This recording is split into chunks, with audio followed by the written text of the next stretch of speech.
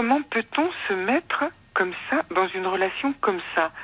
On ne voit pas clair, je sais pas, ou c'est l'inconscient qui nous trouble? Là-dessus, Charlotte, la première chose, c'est que il s'agit de voir si ça fait série dans votre vie.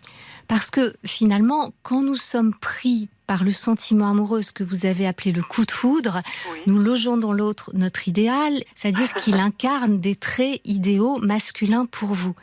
À ce moment-là, il est logique que nous soyons fascinés par ça.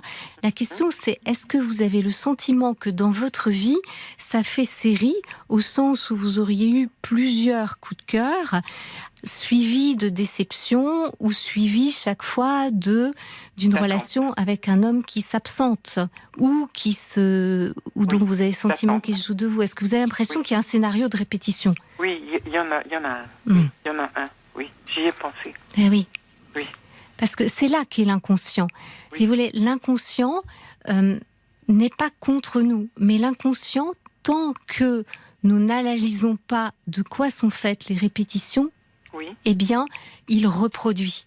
Et en fait, pour reprendre une phrase de Freud, c'est que la psychanalyse sert à ça, c'est penser au lieu de répéter. À partir du moment où on commence à analyser le scénario de répétition, à penser de quoi il est fait, d'où il vient, ça nous permet en général d'être lucide de plus en plus vite.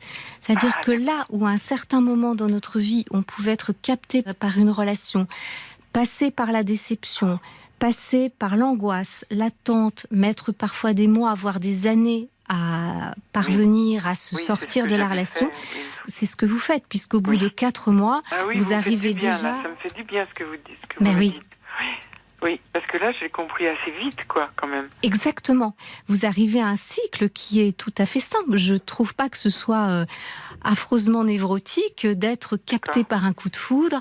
Vous avez certainement vos idéaux, vous les connaissez, donc cet homme probablement les incarne, et il n'y a pas besoin de le faire chuter de ce point de vue-là, parce qu'il se conduit mal. Il y a quelque chose de son côté qui fait qu'il ne peut pas s'engager, et très vite, vous parvenez à ne pas être hypnotisé, et à pouvoir revenir à ce que vous voulez pour votre vie. Voilà, c'est-à-dire que je ne suis pas obligée d'accepter ça.